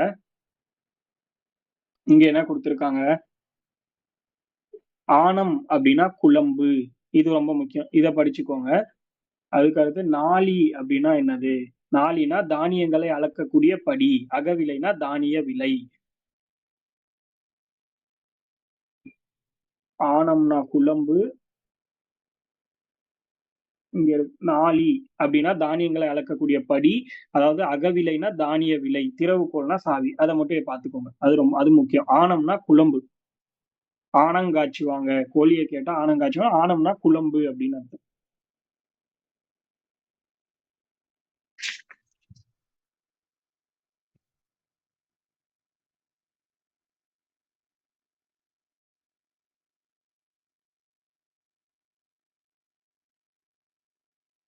அதுக்கு அடுத்து இம்பார்ட்டன்ட் அப்படின்னா கடைசி பேஜ்ல ஒண்ணு இருக்கும். இதெல்லாம் நீங்க பார்த்துக்கலாம். இதெல்லாம் நம்ம ஆல்ரெடி பார்த்ததுதான். கல்விக்கு விளக்கு போன்றது எது அப்படின்னா, நல்லெண்ணங்கள். அக்குழந்தைகளுடைய நல்லெண்ணங்கள். குழந்தையை தொட்டிலிட்டு தாய் பாடும் பாடல் என்ன அப்படின்னா, தாலாட்டு பாடல். குதிரை அடக்கிய வீரச் சிறுவன். அந்த கதை படிச்சீங்கன்னா தெரியும். நரேந்திரநாத் தத்தான்னு சொல்லக்கூடிய விவேகானந்தர் தான் குதிரை அடக்கியிருப்பாரு. குழந்தைகளுக்கு பாடுவது என்னது? தாலாட்டு பாடல். அதுக்கடுத்து மல்லிகை டேஷ் வீசியதுன்னா மனம் வீசியது. பூமியை வலம் வருவேன். 2த்துக்குமே செகண்ட் வரும். அதுக்கடுத்து வந்து நான்மணி கடிகைங்கிறது விளம்பி நாகனார், திருக்குறள்ங்கிறது திருவள்ளுவர். இதெல்லாம் அதுக்கு அடுத்து கடைசியா ஒரு பேஜ் வரும். இதோட முடியும் நமக்கு. Old book. ஓல்டு புக் ஈஸியா முடிஞ்சிச்சு. நியூ புக் லேட் ஆகும். இங்க பாருங்க. இங்க ஒரு லைன் இருக்கு பாருங்க. இது ரொம்ப முக்கியமான லைன். ஏழை என்றும் அடிமை என்றும் எவனும் இல்லை ஜாதியில் இழிவு கண்ட மனிதர் என்பது இந்தியாவில் இல்லையே அப்படிங்கிற பாட்டு யாருடையதுன்னா பாரதியாருடையது. இந்த மாதிரி எல்லாம் நம்ம கண்ணுல படாது. புக்கை திருப்பும் போது கடைசியில இருக்கு எல்லாம் முடிஞ்சு போச்சுன்னு நினைச்சு போயிருவோம். ஏன்னா இதுக்கு நடுவுல எவ்வளவு விஷயம் நம்ம இல்லைன்னு நினைச்சு விட்டுட்டோம். அப்ப இதையும் நம்ம விட்டுட்டு தான் போவோம். அப்ப இது யார் சொன்னதுங்கிறது தெரியாம போயிடும். சோ லைன் பை லைன் பேஜ்ல வந்து திருப்பி பார்க்கணும் ஏதாவது இருக்கான்னு. எல்லா பேஜையும் கடைசி வரைக்கும் நம்ம படிக்கணும். அப்ப ஃபர்ஸ்ட் டைம் படிக்கும் போது அப்பதான் எதெல்லாம் முக்கியம் முக்கியம் இல்லைங்கிறது புரியும். இப்போ இப்படிதான் படிக்கணும். நான் சொல்லி கொடுத்த மெத்தடை வச்சு ஓல்டு புக் நியூ புக் எல்லாத்தையும் படிங்க. ஓகேவா? ஸோ இதோட வந்து இப்ப என்ன முடியுது அப்படின்னா, நமக்கு வந்து ஓல்டு புக் தமிழ் முடியுது. 6th first term. கிளியரா? Okay, thank you.